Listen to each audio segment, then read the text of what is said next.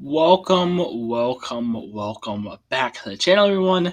My name is Blue the Acres, and I'm actually recording this July 5th. So I have this cup here. Hope you guys all had a great Independence weekend. Hope you guys are all enjoying your freedom and liberty. But unfortunately, with freedom, as Aaron finds out, freedom is not all it's cracked up to be. And in this day and age, with this freedom, we have foolish YouTubers making foolish videos. One of those YouTubers being Brown's Magic. Now, he may be saying, well, why are you relentlessly insulting Brown's Magic? Well, it's simple. Offered her to have a conversation, she refused. So it's not as if I'm doing this behind her back. She knows my opinions of her, or maybe she doesn't. Maybe she didn't. Maybe she didn't even notice. But we did have a conversation. It was very brief, and she said she would not like to have a debate with me. So here I am. And yeah, so I am reacting to one of her videos, which I was doing before we got into our beef. So I'm not doing this to be petty. I'm doing this because she's a YouTuber who makes detailed videos about how bad Attack on Titan is. So we're doing one about retcons, and this is the part 2 of that. I know it took a long time, but we're doing part 2. That one's actually pretty popular, so I probably should have done that. But here we go. Here's part 2 of, we're picking up right where we left off, of supposed retcons in 139. Now, pre-chapter 139, this was one of the best chapters of any fiction ever. No, it wasn't. Ever. I can't even talk about. Again, I said this in my last video that I just recorded, but I asked, when people say Attack on Titan's really good, I always have to ask, well, why do you say it's good? She's walking around saying this is one of the best chapters in fiction. I don't remember 1, 2. Is this 1, 2, 3? Let me see. Hold on. Maybe it is one of the best chapter in fiction. Hold on. Start the rumbling. Yeah. Okay. So it's 122. Okay, never mind. So 122 was pretty good. Never mind. But this part did not really make it that good. I mean, this is just normal, everyday show and protagonist stuff. I don't know why she's saying it's one of the best things in fiction. I always get sort of almost insulted for Isayama when they say it's so good, because what do you mean by good? A guy making a cool speech? That's really not that good. But let's continue. About a singular panel, because all of it is just it's just retcon now. It's all been retconned. These chapters were, and the chapters leading up to it, were just so good. It was just too good to be true. But my biggest questions is, okay, we already know he says he won't leave Paradis up to fate, right? He won't leave Paradis's fate up in the air, right? We all know he says he will keep moving forward, right? Until all his enemies are destroyed. We all know he said that, and that is not... I mean, this guy does the opposite, right?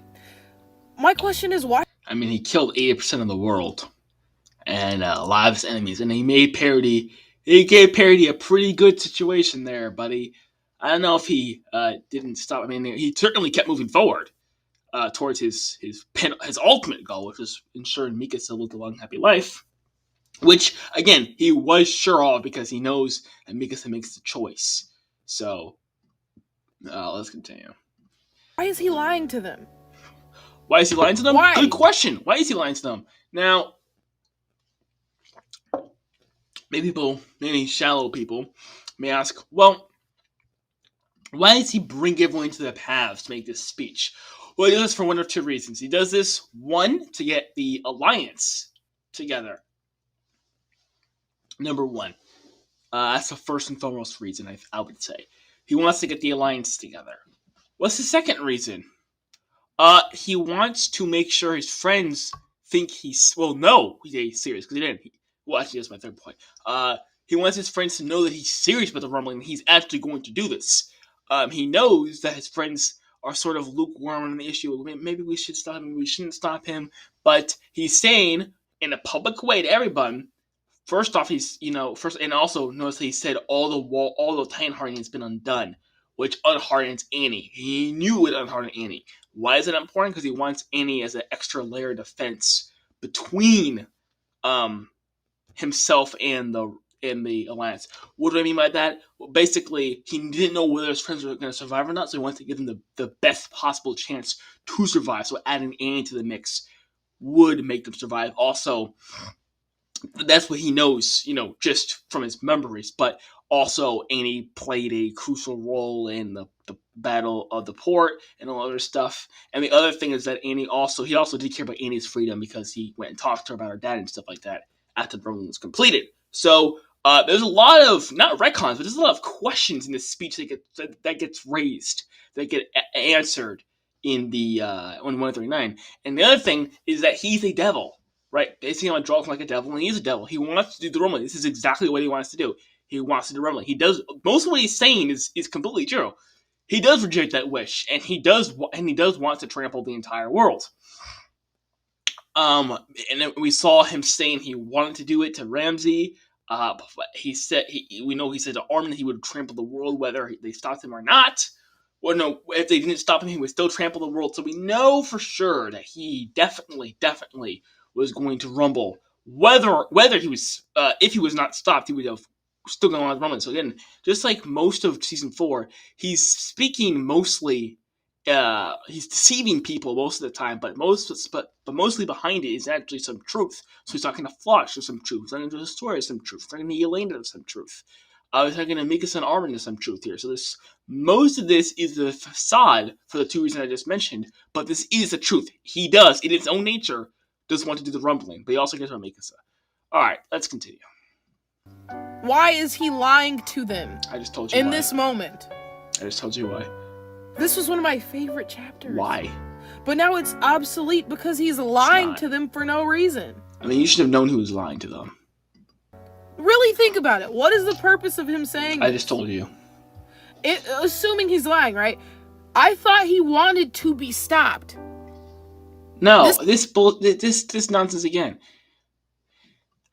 It was really more complicated than that. But it's not like he wanted to be stopped or he didn't want to be stopped. He wanted Mikasa to live a long, happy life. He wanted to ensure Parady's future. He wanted his own personal freedom. He wanted to not send his throne to hell.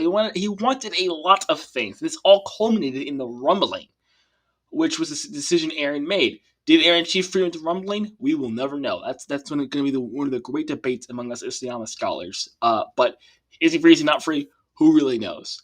But or maybe he's stuck in a time loop, which is actually, I think it's actually a great theory. Go check out Sasha's video on that. That's a wonderful, excellent video. You can go watch that. The God video is the time loop one. But, yeah, he did want to rumble. And again, 139 says he wanted to rumble. Says he wasn't lying. So why are you saying it's a retcon? Brown's magic? But, again, these simpletons are so... They don't think with any nuance whatsoever. It's either he wanted to be stopped or he didn't want to do the rumbling. It can't be that he wanted to do the rumbling, but he also wanted Mikasa to live a long, happy life, and that didn't coincide with the rumbling, so he accepted his fate of being killed, as well as the guilt complex, so he sort of sees him being killed as a punishment for his sins. There's a lot of things going on here. But let's continue. This is a Lelouch ending, right? This was a Lelouch ending. No, this crap again. Let me tell you something, honey. There's a lot of things Eren cared about. The world was not one of them. This confusion stems from the fact that the people will look at you as heroes. How would you not be honored for the rest of your lives? I think that line of dialogue really confuses people who think that's Lelouch. He's not Lelouch because number one, he's not pretending. Number two, all he was saying was that he wanted his friends to have high places of honor in the world. He didn't care about the world. I tell you, the last thing he cared about was the world. He did not care about Kumbaya and everyone's all united. He didn't care about world peace and all this other stuff. He mostly cared about Mikasa, then his friends, then himself. So Mikasa, his friends, Historia, himself, and then Parody. In that order. That's what he cared about. The world was not on the list. This is not the Lelouch ending. And as you brought up, he disavowed the Lelouch ending with Pexis. It's again a massive error in these people's thinking when I say it's still a Lelouch ending. It's really, really not. What it is he knew if he did the rumbling, The Titans will be gone from the world. Mikasa will most likely live a long, happy life. And that's exactly what he did. Brady lived in peace and prosperity for at least 50 years. Never been done before in human history, and will not happen until the Golden Age comes. And instead of people saying Attack on Titan is too idealistic, because honestly, the last pages of 139 actually gives an idealistic future. It doesn't matter. They instead say it's too pessimistic. And again, if you think what I just said was outlandish, please debate me. Please. I beg of you. If you think what I just said was outlandish, drop your comment, whatever, I'll respond to it. But if you really think I'm that stupid, then come debate me. But let's continue. Time, right? Why is he then giving them a reason not to stop him? Huh? He should have, if this was a Lelouch ending, he would have stayed quiet. So they don't know his motives. Yeah. Maybe I should give you a little bit of hint. Right? They think he's just acting irrationally, right? And just going on a killing spree.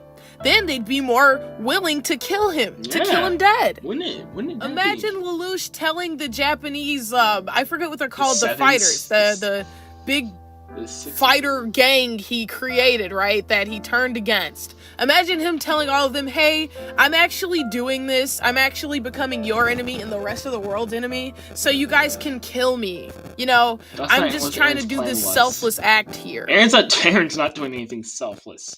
In fact, he was struggling with his own selfishness, as seen in the lyrics of Child of Evil. What was it? Behind justice and son of the sacrifice is a child of evil. Also, in 139, no, I don't want that. I want Mikasa to be caught on me for 10 years at least. So he's struggling with his own selfishness. He was Ramsey. I want the world to be wiped away. I wish for it. He's struggling with his own selfishness here. This is by no means a selfless act, especially for the world. Yeah. You're a very, very, very confused person. Do you think that would make it easier or harder for them to then kill him? It would make it a lot harder. So it makes no sense that he's lying to them in this moment. And I can tell you why it doesn't make sense. Because it's retconned. He wasn't lying when he said this. He wasn't. He was telling the truth. I know. This is what he tried to do. I agree. He tried to protect Paradis. He tried to do a full rumbling. Yeah. But now with 139, it's all been retconned, and it doesn't make sense. And now this panel is obsolete. Okay. And now this chapter is obsolete. Okay. Exhibit H, Children and Forests. Oh, this nonsense again. I let people use the Children of the Forest, and they even bring up the panel, so you know they're not recalling this from memory. About burning this into the past. So the Children of the Forest thing would have been upheld by Aaron by not doing the rumbling at all. But you know. This scene, I never knew I liked until it was animated, honestly, but this scene was really nice. This pre 139. Actually, let's go on a little bit of a tangent here. I'll try to put the timestamp in if you want to skip this. But one of the things I love about the scene is that it takes a very common trope that's very annoying and turns it to be really good. When the girl is gonna stab Gabby for killing, for just being the evil person, and Mikasa stops it. That happens a lot in television, and it's incredibly frustrating because like, why doesn't she want to kill him? Again, I am a Jaeger, so when Niccolo handed Mr. Browse the knife, I was very happy. I was like, yeah, you go, and I respected the hell out of Niccolo for giving him the knife and giving him the opportunity to kill Gabby, because Niccolo was also close to Sasha, but that was her father, so I respected the hell out of him for giving him that opportunity, giving it to the dad. But after the dad spoke, after Mr. Browse, Arthur Browse, I think is what his name is, spoke, and then she went in for the kill. That, I was like, oh, okay, very good Isayama, because that's a very annoying trope that I really hate. Like, why don't you kill her? She deserves to die. Go kill her. If someone did it to my sister, I'd certainly kill them. But then Mr. Browse talks about the Children of Forest, talks about this cycle of violence, and again, as I said before, Isayama plays your game. What Isayama does is he does what you want to do first, and then he does the what you need to do. So that's why Mikasa stabs her after the speech. No, that's why the girl stabs her after the speech, not before the speech, because you'd be happy about it before the speech, but after the speech, you're like, wait a second. The only way to stop this from happening again is to just burn the sins of the past, and then we can move on. That actually makes sense. Wow, that's actually pretty good. And then you realize, oh, that's why Jesus said something like shake. Man, I should have learned that earlier. But this is a very great. I forgot who the atheist was, but there was some atheist that was whining about the Christians overturning the Roman Empire with that very principle. But this is real world stuff. I'm not being. This is not idealistic. This is not foolish. This is real world stuff that we're talking about. I think it was Sam Harris that was talking to Ben Shapiro about it. But yeah. So that's just my little tangent. You can skip over that if you want. But I just like this scene a lot. Really cool. The conflict never ends, right? So we never do get the children out of the forest. Well, this guy. He does, because again, there is implied world peace, and Parady's at peace for its first time in 2,000 years. I just want to bring this up. Parady's constantly been in a state of war for 2,000 years. For the first time in 2,000 years, Parady's at peace for decades. And on top of that, there's a child. Historia's child is now out of the forest. The cycle of violence has been temporarily broken. The Jaegers somehow forgave the Traitor Corps, and the rest of the world, well, I mean, whether they're coerced to or not, did not retaliate against the Eldians. So the children were out of the force. But what does Niccolo, or I don't know if I can't distinguish if there's Niccolo or Cult, but what does Niccolo or Cult say? If we can't get them out, even if we can't get them out, we still must try. And this is the story about the finality of the cycle of violence. The cycle of violence can never be broken. Only a supernatural force can break the cycle of violence, which is why it would be cheap and naive to say that the cycle of violence will be broken, especially with a mass act of violence. Again, I'm not saying violence is good or bad. I'm saying from I'm observing the real world and from what's been shown in the manga, violence has not solved the cycle of violence for a long time. Because the cycle of violence is, and we may ask, well, Nuda's talking. I agree, Nuda's talking, but the way to enjoy real life is to find genuinely good moments within times of hardship, like reading a book on a rainy day, like giving candy to a squirrel, like enjoying a few decades of peace, though it may be minor and trivial. And also, it's about trying to get children out of the forest, even if you can't. That's the theme. But instead you say the cycle of violence still continues. It still continues. So this thing has been destroyed, as if Isayama is that naive. The only children taken out of the forest by the end of the series is Gabby and Falco. And Historia's baby. Paradis is still... And Mikasa's babies. ...preparing for war, which means Paradisian children will be, quote, in the forest. And the World Alliance. You know, they obviously took out Paradis in the end. They obviously took out Paradis. You don't know that, Brown's Magic, and I hope you never know that. We don't know whether or not that again. It's wild to me that you guys are assuming that it's Marley when it's just one panel or two panels of some bombing happening.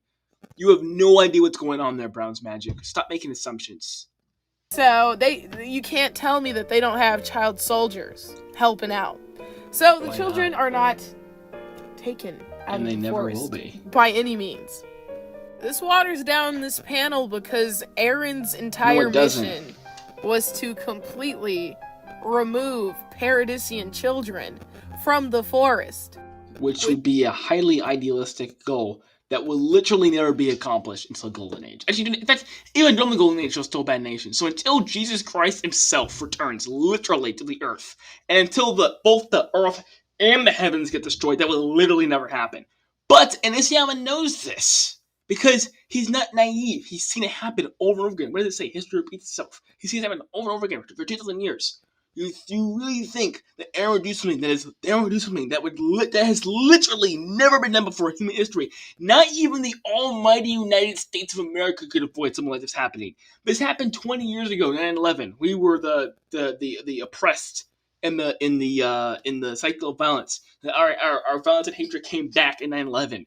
Even the most powerful nation by far, the world's sole superpower, even that happens to us. How? What happened to Paris? You think Paris is on top of the world like the United States? Paris is 100 years behind the rest of the world. Maybe they're now 50 years ahead. We're 300 years ahead of everybody.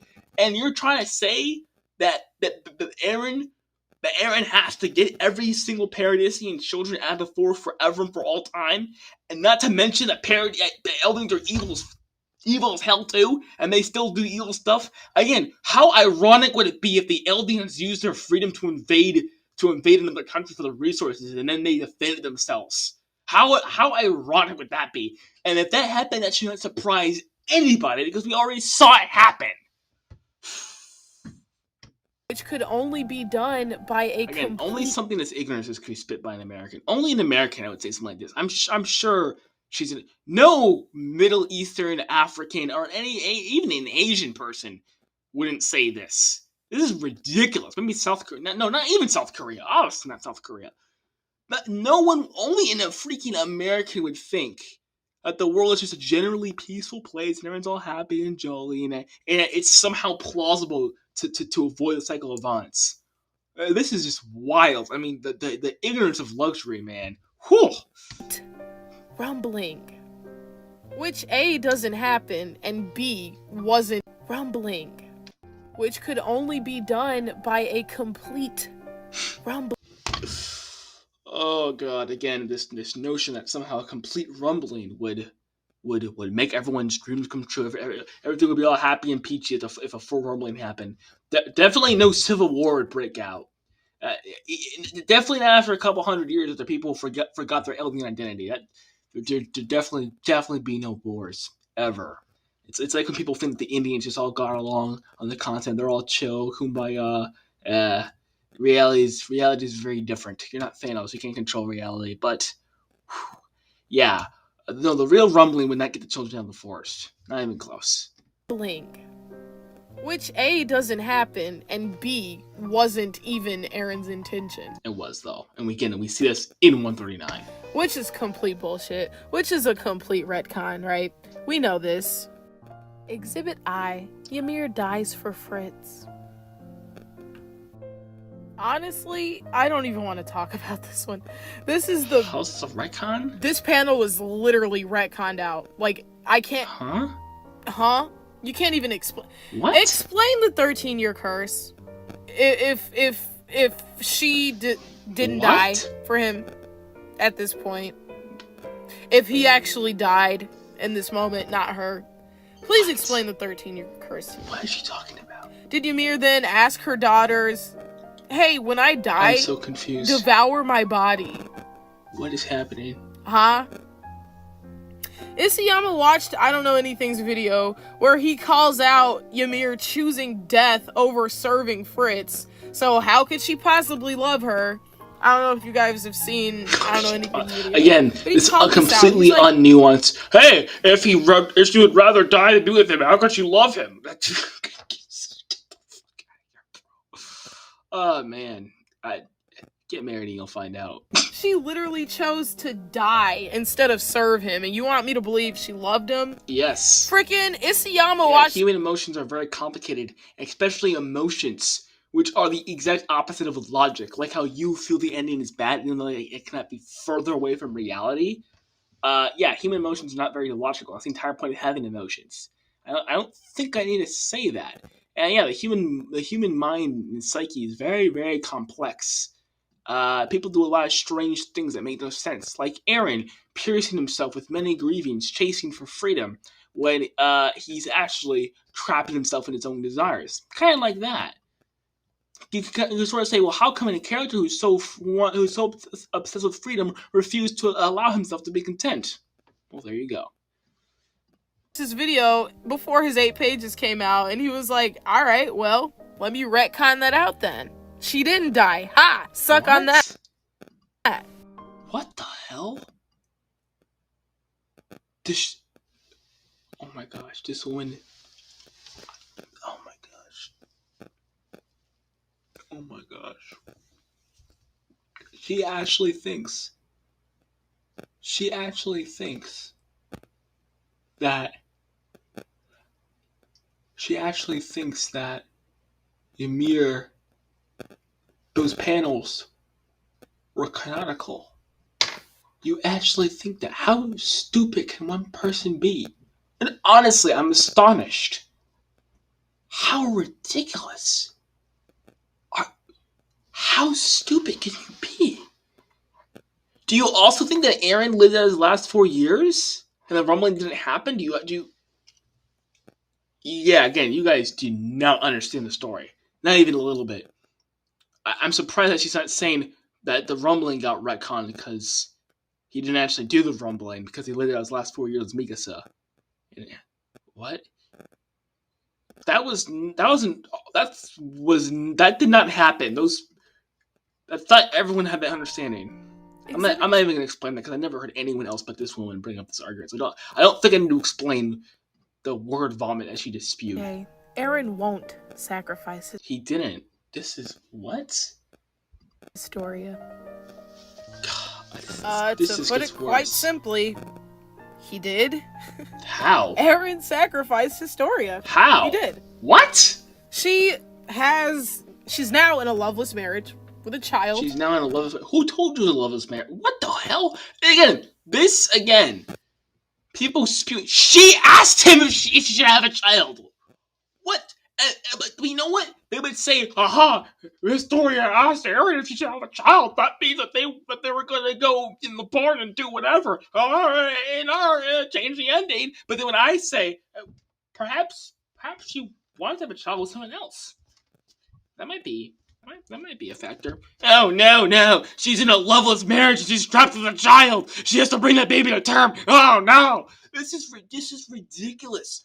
What do you mean she's in a loveless marriage? Who told you she was in a loveless marriage? I saw the husband coming out. Everyone was all happy. The baby was smiling. She was smiling. The husband came out. He had the bottle. They're celebrating the birthday party. Everyone looked all happy. What? There is no indication. There is zero indication of Historia being unsatisfied with her husband or her life.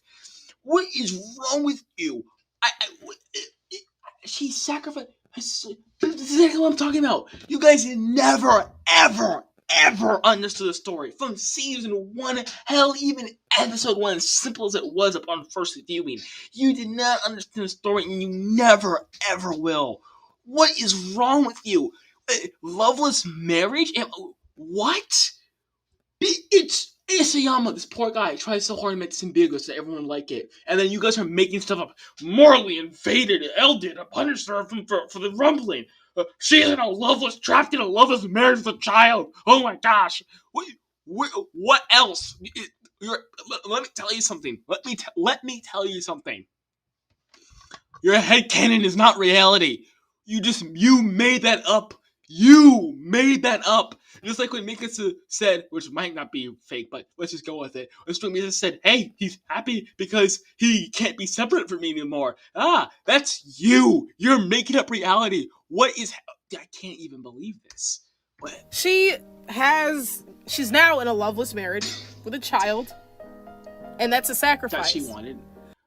First off, number one, no, it's not. She looks very happy with her child. And as I stated, it thematically makes sense that she has a child. And above all else, she was going to die. She was going to literally die. So anything short of her dying is a W for Aaron Historia. So even if your crazy narrative that you're spinning is true, even if that is true, Aaron still gets the W for Historia. But that does not mean that you're true. Wow. Why not just be Titans together? Come again? If you're gonna solve nothing, you should have just went with the original, with what the military wanted. No. Now every panel... Because that would actually sacrifice Historia. She'd have to curse Ymir. She'd die after 13 years. Because the plan was to feed Zeke to Historia. So she'd be sacrificed after 13 years. Her child would be sacrificed after 13 years. She'd be a baby factory. She'd actually have an unwanted child.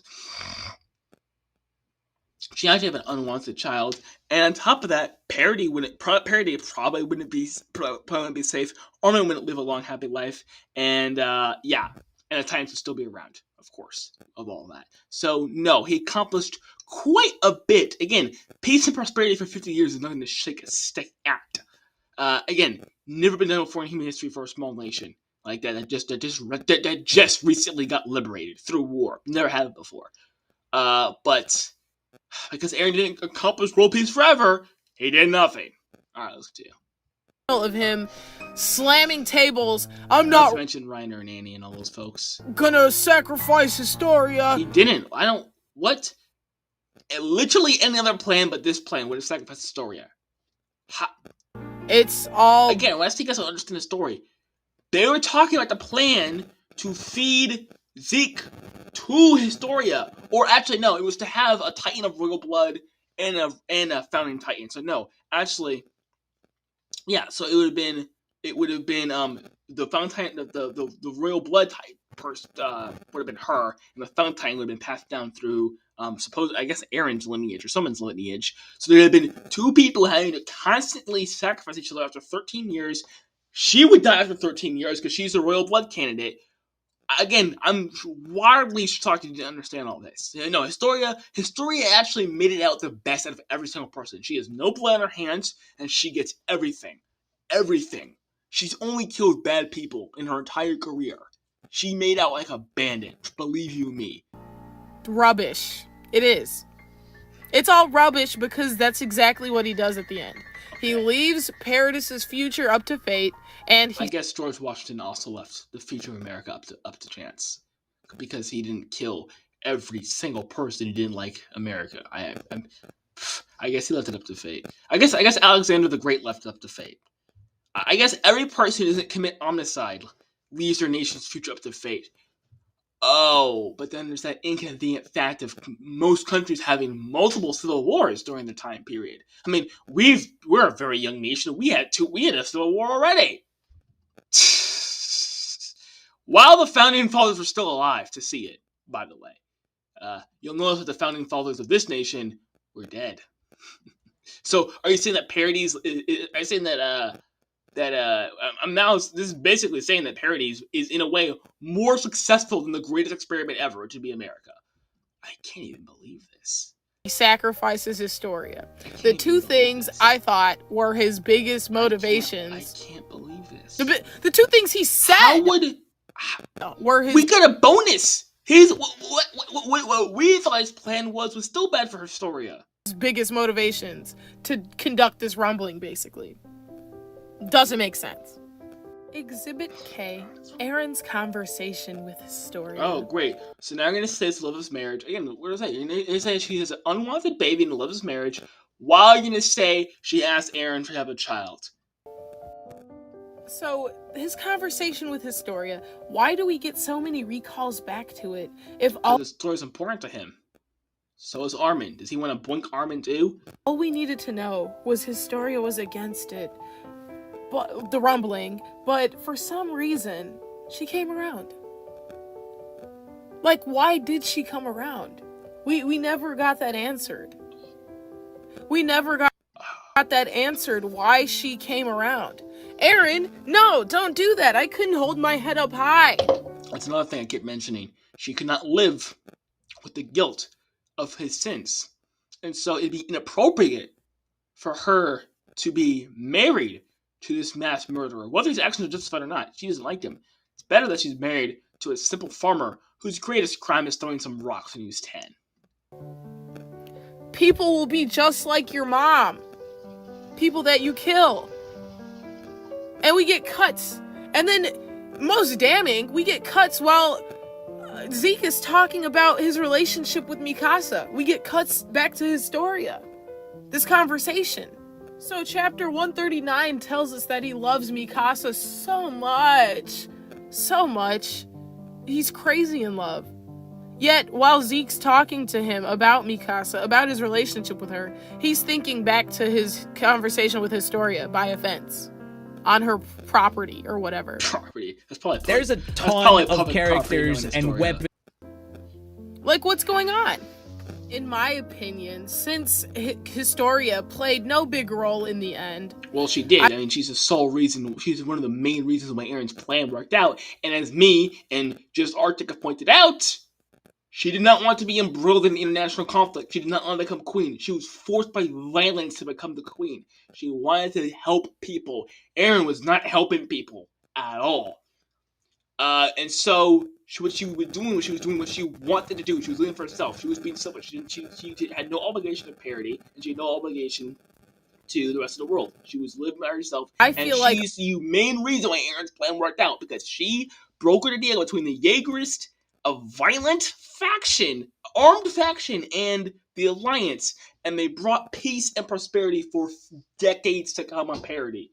So don't ever tell me that she didn't have that effectively in it, because she 100% did. Without Historia, had anyone else been sitting on that throne, Aaron's plan would have actually accomplished nothing, because Armin probably would have been hanged anyway. Armin and Mikasa and all of them probably would have been hanged anyway. So please miss me with that. And of course, parody probably would have descended into a violent purge after. All of these panels are just obsolete now. I mean, sure, she's the queen of the Nazi Germany at the end. Germany. Again, this fascist. Why do they keep saying that the Jaegerists are fascist? You don't know that. People's policies are extremely different under wartime. We weren't the most democratic bunch during the Sons of Liberty. What is wrong with people? They're at war. Also know that every war you can think of always has restrictions on civil liberties. Think about the Alien Sedation Act. Again, think about what's happening in the 1776. Think about what happened in the Vietnam War. Think what happened in all these wars. There's always World War II, right? I mean, do I really need to explain to a Japanese person what happened in World War II? But all these civil liberties get suspended during war. It happens for every country, all time, always. So why are you judging those Jaegerist political ideologies based off of what you see them doing in wartime? We don't know what kind of political ideals they have. All right, listen to you. And she's spouting his words. Oh, fight to win and live and da-da-da, right? But these panels just make no sense now. Like, who's this in the hoodie? Who is that? I don't know. It's maybe Lena or Aaron. I still haven't found that out yet. It doesn't matter. It's obviously Aaron. You saw in the panel before that it's obviously his hoodie. Maybe. That's Aaron. Oh, yeah, it's true. That is Aaron's hoodie. Why? Why? It never gets explained. Well, I mean, if it's Aaron, it's very simple, because she would have been eaten by Zeke, but she didn't get eaten by Zeke because the child could have been killed and they would have lost the royal lineage. She's the only surviving royal family member. Everyone else is dead. So had the baby been killed, they would have lost the royal family. So her pregnancy saved her life. It never gets explained. It's all obsolete. It's all obsolete. It's really the not. Faceless bully is the father. This again. I'm actually done refuting that. Father of the child, since not proven otherwise. And there's even panels of her lying about the due date of the child. Yeah. This panel is also now made obsolete. There was no reason for her to lie about it. The due date. Yeah, it was. There's no reason. It's obsolete. The whole Historia side plot. How is it obsolete? Is obsolete. Slap in the face. Oh, God. But I have to hand it to him. This is the most well-developed red herring I've ever seen in anything ever. See, Aaron obviously had a plan. That's how you know. Yeah, to get rid of the Titans and break the 2,000-year tradition of the parents eating their children, the children eating their parents, which has been done for 2,000 years. Aaron did something that has never been done since 2,000 years ago. Historia getting sidelined is she didn't get sidelined. She did get sidelined. She didn't get sidelined. All the sidelining was of her own doing because she wished it to be. Weird Mikasa plot, last minute throw-in. Oh yeah, the weird Mikasa plot that was foreshadowed since chapter 1. Because she said, "See you later, Aaron." He obviously had a plan here. She asked him, "Aaron, should I have a child?" He says, "Yeah." Yeah, so she's not in a loveless marriage then. She did love the guy. She didn't want to get pregnant, but she didn't know if it was going to be safe to get pregnant with him. And since Aaron can see the fucking future, excuse my French, she asked him. And then they decide to lie about the dude. And of course, Aaron told her yes for multiple reasons. One of which was to manipulate her so that she wouldn't get eaten. Another was that he knew that it was going to be safe for her. Together, and it lines up perfectly to when he met with her. And since it plays no role in the end, it's all just the Children of the Forest theme, and her entire life story was leading up to her having a daughter. So, no, it does have an effect on the ending. Red herring, then? It's not a red herring. It's all, he devoted that many pages to their developing relationship, to their chatting, talking, him exchanging smiles with her. He developed all that, and even this side plot of her giving birth for nothing, just as a red herring, just to throw us off of his trail. Obsolete. Exhibit L. Alright, this will be Aaron frees Ymir. This will be the last exhibit, guys. So I already know this is going, so I think I can safely skip this over. Actually, no, that's not my policy. I always listen to the person's argument. How long is this going to go on for? I think what she's going to say is, listen, he freed her in the past. How come Mikasa freed her? Well, a couple things. Number one, you have to understand that Mikasa was the chosen one since chapter 1, as seen by the mosquito, as seen by See You Later, Eren. We know that Mikasa was supposed to kill Eren in the final chapter years ago, since 2009. So obviously this was planned out. And again, I like to bring up, just because she's going along with the plan does not mean that she's completely freed. Just like when Mikasa kills Eren, she's not completely free. Like, people keep telling me, well, just because she killed Eren doesn't mean that she's free of him, huh? I hear a lot of people say that to me. So how come it's so hard for you guys to say that just because she went on the Rome Lane doesn't mean that she's free? She gets free in two parts. First with this, then when Mikasa kills Eren. She needs someone who she can sympathize with. Again, I'm not making any logical leaps. You are. You're saying just because she killed Eren doesn't mean she's free. Okay, well, there you go. Mikasa was still on top of Eren. Then the bird wrapped the scarf around her. Then she was free of Eren. Boom. There's a two-part system, just like with Ymir. But, maybe that's not what I should say. Maybe she has a new argument than there are before. Couple problems with this. This is actual rubbish here. Okay. First and foremost, why is he lying to her? I already addressed that. Why is he lying to Ymir? He's not. If his plan all along was to kill 80% of people... It wasn't. Why is he lying to her in this moment?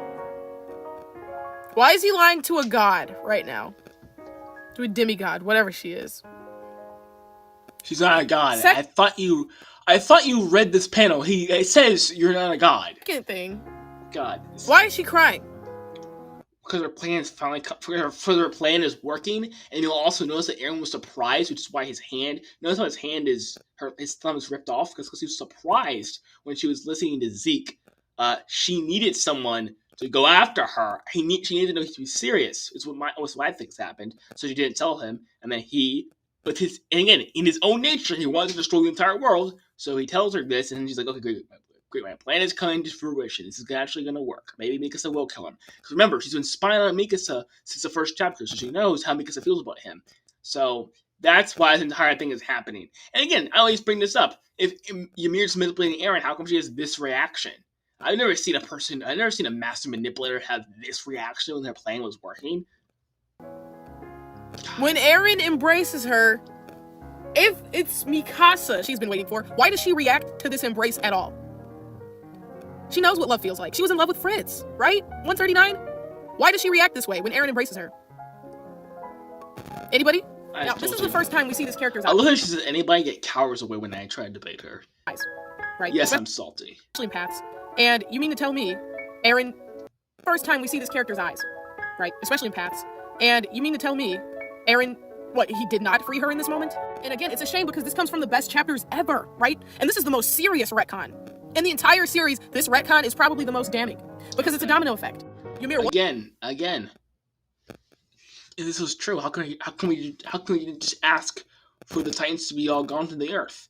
But people will say these plot holes individually. They'll say, "Well, how come Eren didn't ask for all the Titans to be gone? Huh? I think it's you didn't think of that, huh? And they'll say, "Well, how come she has this reaction? Huh?" Well, it's combine the two things together, and then it'll make sense.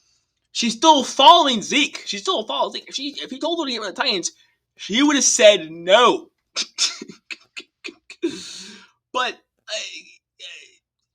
people would say these things and act like Isayama didn't plan this out. He planned both those things out, both the Titans. He planned that out since the beginning. We know, since we have the character named Ymir in season 1, and we have Eren getting killed in season 1 being planned out, and so the Ymir Historia, the Ymir mix-up parallels are there. We have both of those parallels there since season 1, since 2009. 2009.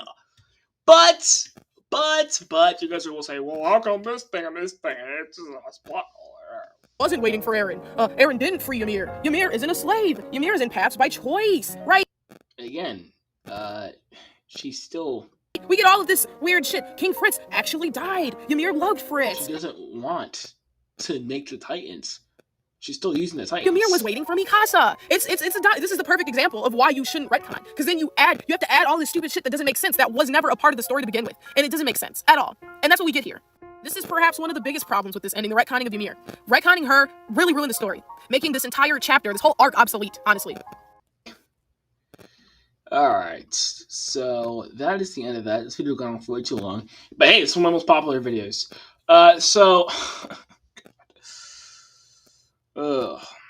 Hope you guys liked it.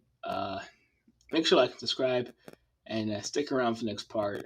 Whew, man.